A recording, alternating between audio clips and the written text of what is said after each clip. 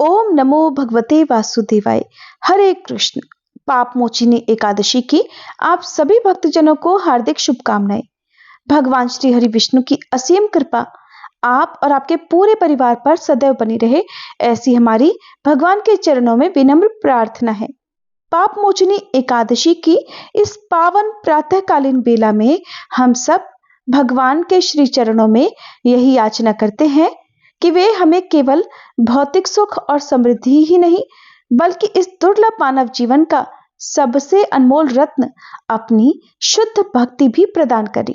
ऐसी भक्ति जो मनुष्य को संसार के बंधनों से मुक्त करा के सीधे भगवान के दिव्य चरणों तक पहुंचा देती है। भक्तों, शास्त्रों में कहा गया है कि मनुष्य चाहे कितना भी महान क्यों ना हो, एक क्षण का मोह भी उसकी वर्षों की तपस्या को डगमगा सकता है, भंग कर सकता है। और भविष्योत्तर पुराण में भी एक ऐसी ही अद्भुत घटना का वर्णन मिलता है। कहा जाता है कि एक महान ऋषि थे जिनकी तपस्या वज्र के समान अडिग थी, कठोर थी। उनका मन स्थिर, इंद्रियां संयमित और उनका तपोबल तो इतना प्रबल था कि देवता भी उनकी साधना से प्रभावित थे। लेकिन फिर एक दिन एक क्षण का मोह और उस एक क्षण ने उनकी वर्षों की तपस्या को डगमगा दिया, भंग कर दिया। माया का जाल इतना प्रबल हुआ कि वो महान तपस्वी भी उसमें उलझ गए और देखते ही देखते उनका अब तक का संचित तपोबल, तेज और दिव्यता सब कुछ नष्ट हो गया। जब उन्हें अपने इस पतन का आभास हुआ तो उनका हृदय पश्चाताप से भर उठा और वे भीतर ही भीतर पश्चाताप की भारी अग्नि में जलने लगे। तब उन्होंने संसार के सभी सहारों को छोड़कर भगवान श्री हरि की शरण ली और एक ऐसी दिव्य तिथि का आश्रय लिया जिसकी महिमा स्वयं देवताओं ने भी गाई है। एक ऐसी तिथि जो मनुष्य के जन्म जन्मांतर के पापों को भी क्षण भर में भस्म कर डालती है, जो गिरे हुए को फिर से उठाकर उसके दिव्य स्वरूप तक पहुंचा देती है। और वही पावन तिथि है पाप मोचनी एकादशी। कहा जाता है कि इस एकादशी के प्रभाव से उस ऋषि के न केवल समस्त पाप नष्ट हो गए, बल्कि उन्हें उनकी पूर्व चेतना, दिव्यता और संपूर्ण तपस्या भी पुनः प्राप्त हो गई। तो आइए भक्तों, अत्यंत श्रद्धा, विश्वास और भक्ति के साथ हम सब मिलकर श्रवण करते हैं सभी संचित पापों को नष्ट करने वाली परम पावन पाप मोचनी एकादशी की दिव्य व्रत कथा। सभी मिलकर प्रेम से बोलिए, पाप मोचनी एकादशी की जय। श्री लक्ष्मी नारायण भगवान की जय। भक्ति में शक्ति कितनी होती है ये आप इस कथा से जानेंगे। और ये कथा है वृंदावन के एक संत महाराज जी की, जो कि भगवान श्री कृष्ण की आराधना किया करते थे। ये संसार मिथ्या है और जो भी सांसारिक चीजों में पड़ता है उसे अपार दुख सहना ही पड़ता है। इसलिए उन्होंने इस संसार को भूलने की एक युक्ति की। अपने मन को निरंतर हर क्षण श्री कृष्ण की ही भक्ति में रमाए रखा। हर समय वे श्री कृष्ण का स्मरण करते रहे। उसके लिए महात्मा ने भगवान के साथ एक ऐसा संबंध जोड़ा जिससे कि उनके मन से श्री कृष्ण का ध्यान कभी निकल ही ना सके। उन्होंने मन ही मन में ये कल्पना की कि मैं नंद हूँ और बाल श्री कृष्ण मेरे बालक हैं। अब तो वे लाला को खूब लाड़ लड़ाते। यमुना जी स्नान करने जाते तो लाला को साथ लेकर जाते, भोजन करने बैठते तो लाला को साथ लेकर बैठते और ऐसी भावना करते कि कन्हैया मेरी गोद में बैठे हैं, कन्हैया मेरी दाढ़ी खींच रहे हैं। श्री कृष्ण को पुत्र मानकर आनंद करते। जो हरकतें, जो शरारतें एक नन्हा बालक करता है, वो उन सभी शरारतों की मानसिक कल्पना किया करते, जिससे उन्हें खूब आनंद हुआ करता। और इस तरह श्री कृष्ण के ऊपर उनका वात्सल्य भाव था। संत महाराज जी श्री कृष्ण की मानसिक सेवा किया करते थे। संपूर्ण दिवस, पूरा दिन मन को श्री कृष्ण लीला में ही तन में रखते। सुबह से शाम तक उनकी श्री कृष्ण भगवान के साथ लीलाएं होती। जैसे कि घर में एक नन्हा शिशु होता है तो पूरा दिन, पूरी दिनचर्या उस शिशु के नाम ही हो जाती है। सुबह से लेकर रात तक शिशु के कपड़े बदलने से लेकर खाना खिलाना, दुलार करना, सुलाना, ये सारे काम जिस तरह से एक शिशु के साथ किए जाते हैं, उसी तरह की भावना मन में करते हुए महात्मा जी श्री कृष्ण के साथ किया करते थे। अब जिसके घर में छोटा शिशु हो, उसे कुछ समय तक, जब तक वह बालक बड़ा नहीं हो जाता, तब तक बाहरी दुनिया में क्या हो रहा है इसकी जरा सुध बुध कम ही रहती है। तो ऐसे ही वो संत महात्मा थे। हर समय वे श्री कृष्ण के साथ ही उन्हें अपना बालक मानकर उनकी मानसिक सेवा में ही तन्मय रहते थे। आसपास क्या हो रहा है, संसार में क्या चल रहा है, इसका चिंतन करने का उनको कोई अवसर ही ना मिले। इसीलिए वे हमेशा बालकृष्ण रूप का मानसिक स्मरण किया करते थे। अगर डायरेक्ट मन को भक्ति में लगाया जाए तो हो सकता है कि मन में वो भक्ति जागना थोड़ा मुश्किल हो जाए, लेकिन अगर किसी खास लीला के साथ अपने मन को भक्ति में जोड़ा जाए तो वह भक्ति बड़ी सहज ही प्राप्त हो जाती है और भगवान की कृपा भी सहज ही प्राप्त हो जाती है। इसके लिए भगवान के साथ एक संबंध स्थापित करना होता है। अब चाहे वो पिता पुत्र का हो, माता पुत्र का हो, सखा भाव हो, प्रेमी का भाव हो या कैसा भी भाव हो, जब तक भगवान के साथ एक संबंध नहीं बनेगा तब तक उनके साथ जो आपका संबंध है वो प्रगाढ़ नहीं होगा। कुछ ना कुछ लीलाएं भगवान जब भी संबंध स्थापित करते हैं तो दिखाते ही रहते हैं। अब श्री कृष्ण के साथ पुत्र का संबंध जोड़कर महात्मा जी संसार को भूल गए और वे बालकृष्ण के साथ ही तन्मय हो गए। श्री कृष्ण को पुत्र मानकर खूब लाड़ लड़ाने लगे और महात्मा जी ऐसी भावना मन में किया करते कि आज तो देखो कन्हैया मुझसे केला मांग रहा है, कह रहे हैं बाबा मुझे केला दो। और जैसे छोटे बालक हट करते हैं उसी तरह से कन्हैया उनके साथ हट कर रहे हैं। अब संत महाराज जी के पास उस समय केले तो थे नहीं, तो मानसिक भाव से वे बाजार जा रहे हैं। बाजार में बढ़िया पीले पके हुए केले खरीद कर उन्हें मन से मानसिक भाव से श्री कृष्ण को अर्पण कर रहे हैं। अपने हाथ से केला छील छील कर उन्हें खिला रहे हैं और नन्हे काना मुंह में 2 दांत लिए हुए अपने छोटे छोटे उन दांतों से कुतर कुतर कर केला खा रहे हैं। और ये सब देखकर संत महात्मा बड़े प्रसन्न हो रहे हैं। उनके मन ही मन में ये सारी लीलाएं चल रही हैं और वे सारा दृश्य अपने मन की आंखों से ये देख रहे हैं। इस तरह संत महाराज जी का पूरा दिन कान्हा जी के साथ ही बीता करता। मानसिक सेवा वे करते थे और मन से जो भी भगवान उनसे मांगा करते वे मानसिक भाव करके वो सारी वस्तुएं उन्हें अर्पण करते। कन्हैया तो बहुत भोले हैं, प्रत्यक्ष रूप से दी गई चीज़ों को तो वे स्वीकार करते ही हैं, और अगर मानसिक रूप से उन्हें सेवा की जाए और मानसिक रूप से कोई वस्तु उन्हें अर्पण की जाए तो फिर तो कहने ही क्या है, वे तो शीघ्र ही स्वीकार कर लेते हैं। अब महात्मा जी कभी अपने शिष्यों से कहते कि इस शरीर से गंगा स्नान तो कभी हुआ नहीं, वही मुझे एक बार करना है। उनकी इस इच्छा को जानकर शिष्य कहते कि महाराज जी काशी पधारिए। तब महाराज जी के मन में अपने छोटे से कन्हैया का ध्यान आ जाता। जैसे ही वे घर छोड़कर स्नान के लिए जाने का सोचते तभी उनके मन मंदिर में विराजित श्री कृष्ण कन्हैया कहने लगते, बाबा मैं तो तुम्हारा छोटा सा बालक हूं ना, मुझे छोड़कर काशी नहीं जाना। इस तरह महात्मा सेवा में तन्मय होते। मन ही मन वे उनसे बात करते, उन्हें समझाते, ना लाला ऐसे अकेला थोड़े ना जाऊंगा छोड़कर।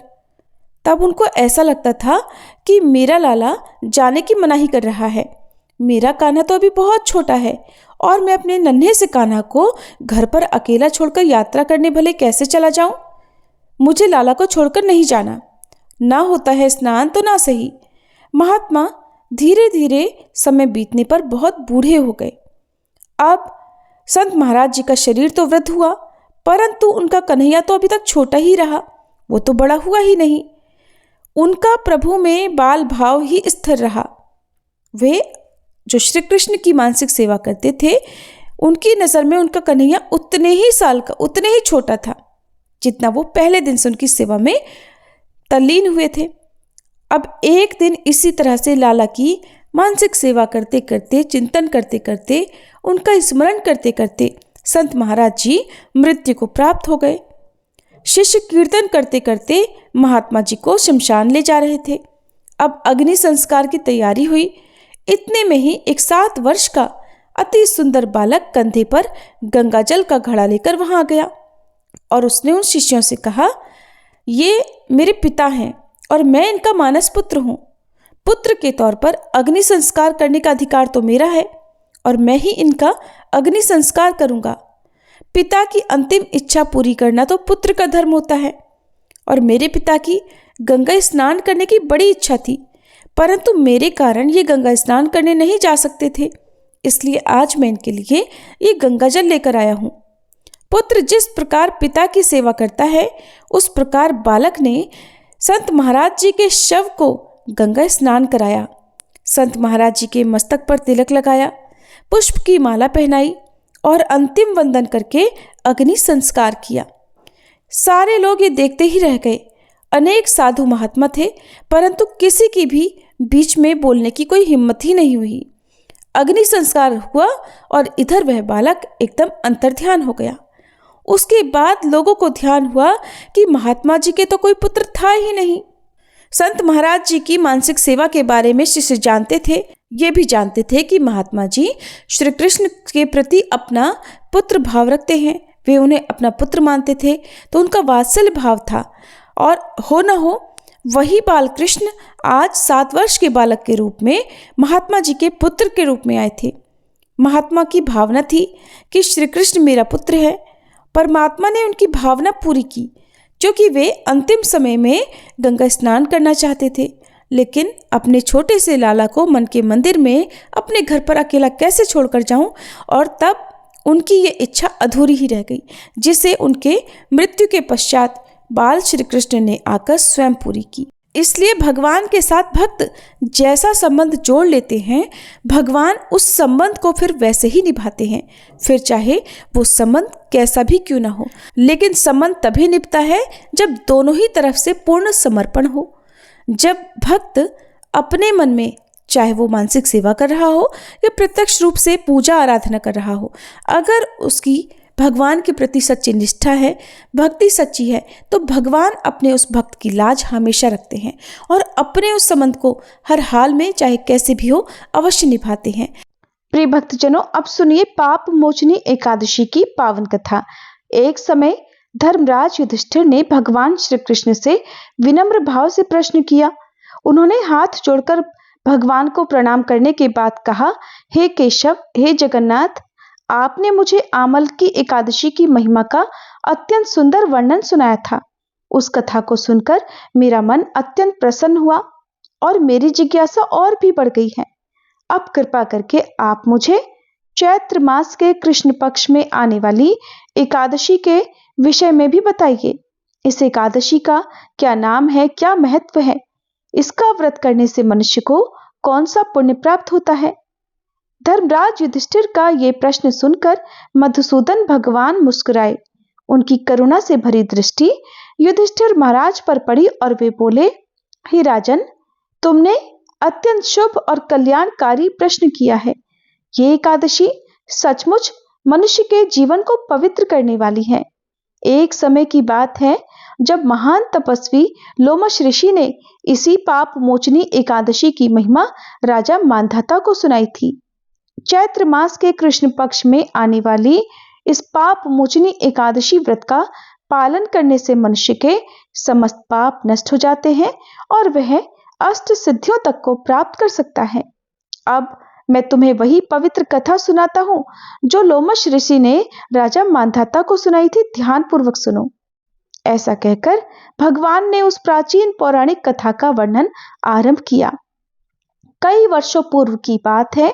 देवताओं के कोषाध्यक्ष कुबेर के पास एक अत्यंत सुंदर और मनोहर उपवन था, जिसका नाम था चैत्र रथ। वह उपवन इतना सुंदर था कि वहां पूरे वर्ष वसंत ऋतु का ही वातावरण रहता था। चारों ओर रंग बिरंगे पुष्पों की सुगंध फैली रहती थी और मधुर पक्षियों का कलरव सुनाई देता था। मंद मंद बहने वाली सुगंधित वायु उस स्थान को स्वर्ग से भी अधिक सुंदर बना देती थी। इसी कारण वहां अक्सर अप्सराएं, गंधर्व, किन्नर और देवता विहार करने आया करते थे। विशेष रूप से चैत्र और वैशाख मास में देवता उस उपवन में घूमने के लिए अवश्य आते थे। उसी सुंदर उपवन में भगवान शिव के परम भक्त मेधावी ऋषि कठोर तपस्या कर रहे थे। उनकी तपस्या इतनी प्रबल थी कि देवताओं तक में उनके तेज की चर्चा होने लगी। वे वर्षों से भगवान शिव का ध्यान करते हुए कठोर ब्रह्मचर्य और योग का पालन कर रहे थे। कई बार स्वर्ग की अप्सराओं ने उनकी तपस्या भंग करने का प्रयास किया, परंतु मेधावी ऋषि की साधना इतनी दृढ़ थी कि कोई भी उन्हें विचलित नहीं कर पाया। तब स्वर्ग की एक अत्यंत सुंदर अप्सरा मंजू घोषा ने यह निश्चय किया कि वह किसी भी प्रकार इस महान तपस्वी की तपस्या अवश्य ही भंग करके रहेगी। मंजू घोषा उसी उपवन में आकर रहने लगी। उसने मेधावी ऋषि के आश्रम के निकट ही एक सुंदर कुटिया बना ली। प्रतिदिन वह मधुर स्वर में गाना गाती, वीणा बजाती और मनोहर नृत्य करती ताकि ऋषि का ध्यान उसकी ओर आकर्षित हो जाए। धीरे धीरे समय बीतता गया, परंतु ऋषि का मन अभी भी अचल था। तभी एक दिन कामदेव भी वहां आ पहुंचे। कामदेव भगवान शिव के शत्रु माने जाते थे। उन्होंने सोचा कि मेधावी ऋषि शिव भक्त हैं, इसलिए उनके ध्यान को भंग करना बड़ा उचित होगा। कामदेव ने अपने शब्द, स्पर्श, रूप, गंध और रस के सूक्ष्म बाणों से ऋषि के मन को विचलित करने का प्रयास करना प्रारंभ किया। फिर कामदेव ने अवसर देखकर मेधावी ऋषि के शरीर में प्रवेश कर लिया। जैसे ही कामदेव ने उनके शरीर में प्रवेश किया, ऋषि का मन विचलित होने लगा और उनका स्वरूप भी अत्यंत आकर्षक प्रतीत होने लगा। ठीक उसी समय अप्सरा मंजू घोषा वहां आई। कामदेव के प्रभाव से मेधावी ऋषि उसके सौंदर्य से मोहित हो गए और अपनी तपस्या को भूलकर उसके साथ रहने लगे। इस प्रकार दोनों एक दूसरे के साथ रहने लगे। दिन बीतते गए, महीने बीतते गए और देखते ही देखते 57 वर्ष 9 महीने और 3 दिन का समय बीत गया।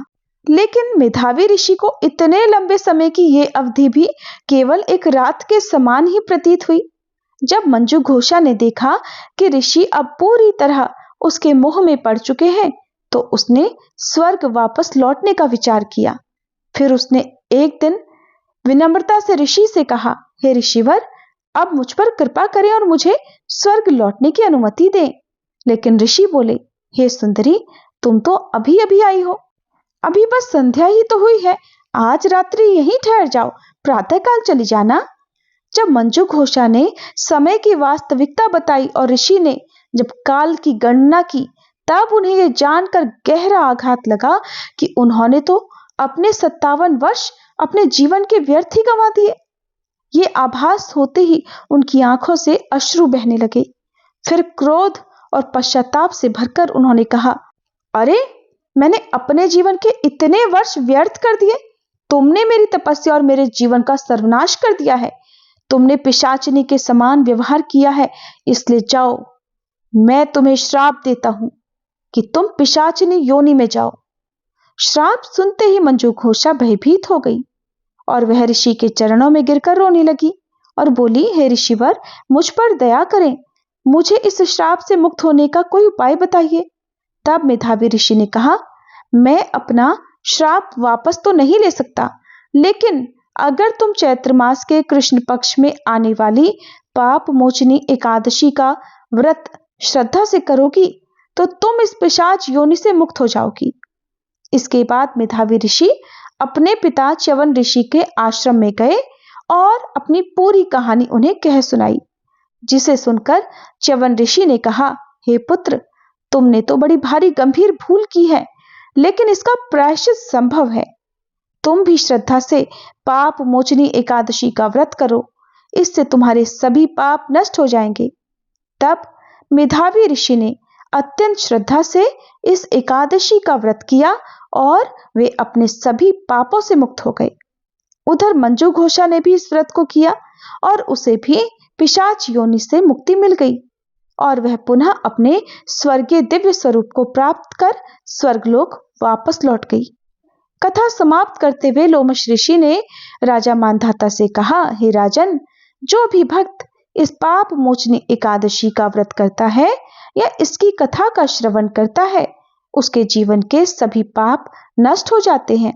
ये व्रत इतना पवित्र है कि इसके प्रभाव से मनुष्य को 1000 गायों के दान के बराबर पुण्य प्राप्त होता है। इस दिन भक्तों को हरे कृष्ण महामंत्र का अधिक से अधिक जप करना चाहिए और पूर्ण उपवास रखते हुए भगवान श्री कृष्ण का स्मरण भी करना चाहिए। कथा समाप्त। सभी प्रेम से बोलिए पाप मोचनी एकादशी की जय। श्री हरि विष्णु भगवान की जय। जो भक्त एकादशी के दिन तुलसी माता की कथा का श्रवण भी करता है, उसे भगवान विष्णु की विशेष कृपा प्राप्त होती है। तो आइए अब हम सब तुलसी माता की कथा का भी श्रवण करते हैं। सभी प्रेम से बोलिए श्री हरि वल्लभा तुलसी महारानी की जय। एक बार की बात है, एक बूढ़ी माई थी जो भगवान श्री कृष्ण की, तुलसी माता की और एकादशी माता की पूजा किया करती थी, व्रत उपवास भी रखा करती थी। वह नियमित तुलसी जी को सींचा करती और उसके बाद एक बात कहा करती।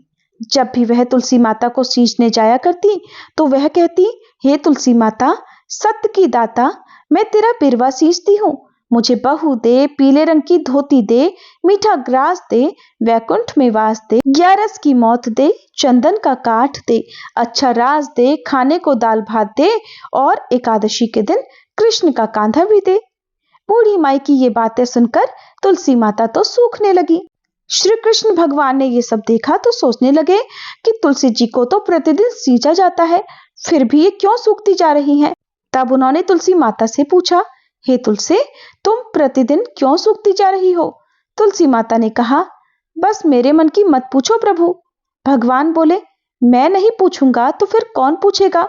तब तुलसी माता ने बताया कि प्रभु, एक बुढ़िया आती है और अपनी बात कहकर चली जाती है, मैं उसकी सारी बातें तो पूरी कर दूंगी, लेकिन ये बताइए कृष्ण का कंधा कहां से लाऊंगी?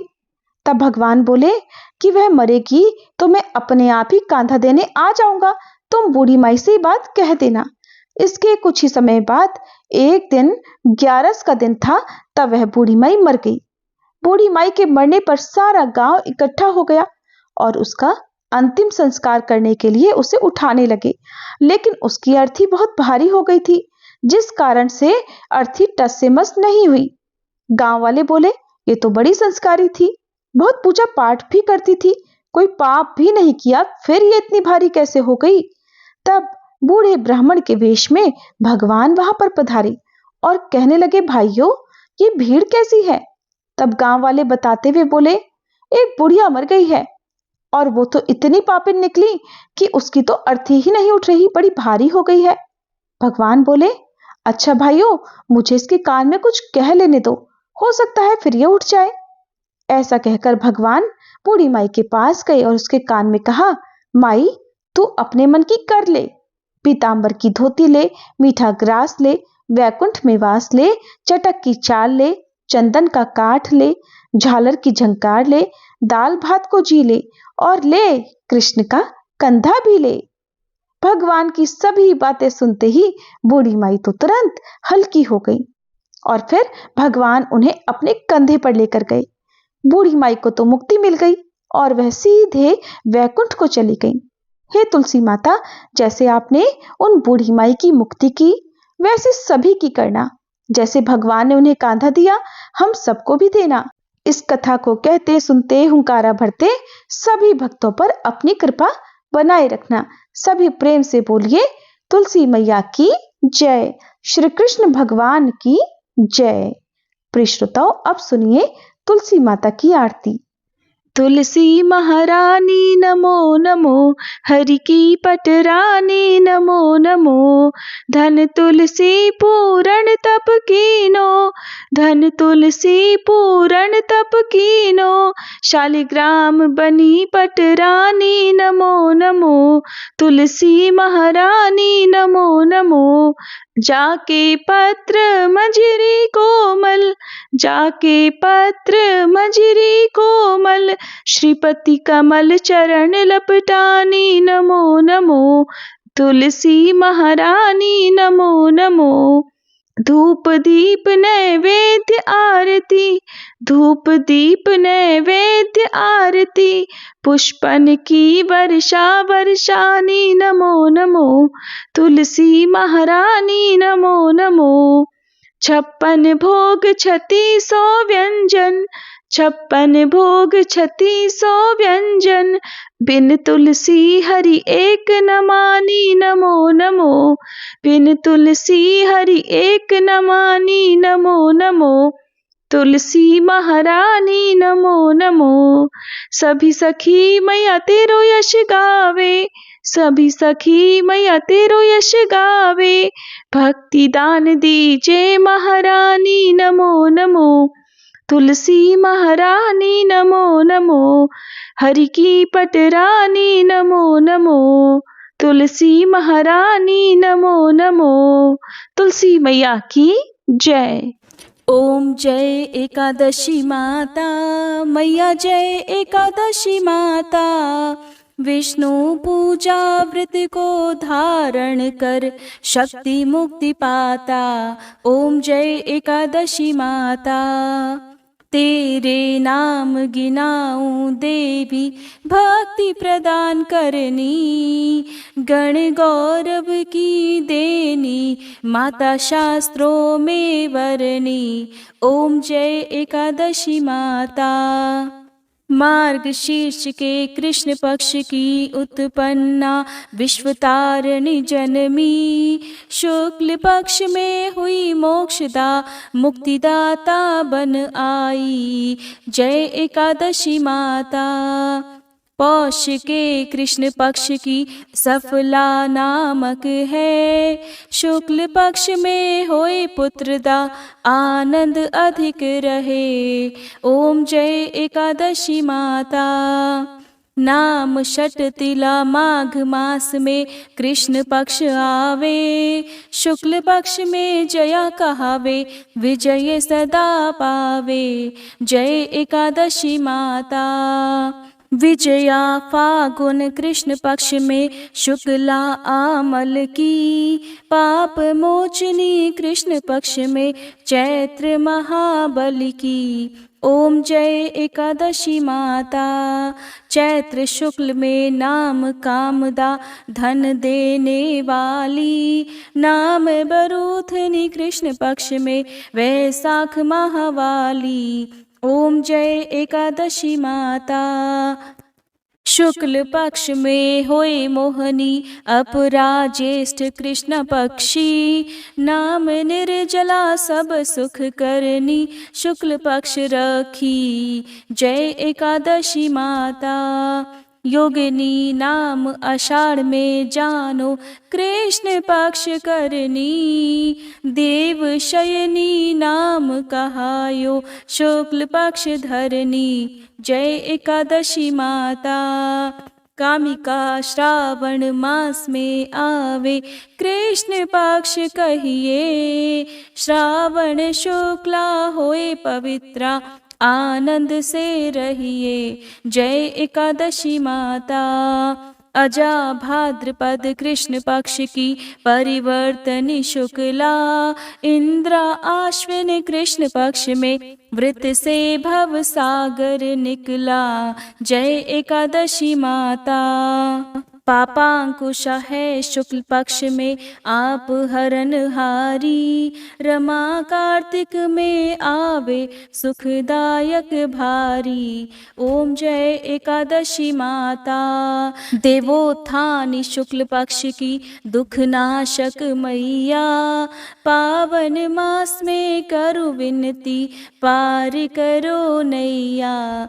ओम जय एकादशी माता, परमा कृष्ण पक्ष में होती जन मंगल करनी, शुक्ल पक्ष में होए पद्मनी दुख दारिद्र हरनी। ओम जय एकादशी माता, जो कोई आरती एकादशी की भक्ति सहित गावे, जन गुर्दिता स्वर्ग का वासा निश्चय वह पावे। ओम जय एकादशी माता, मैया जय एकादशी माता।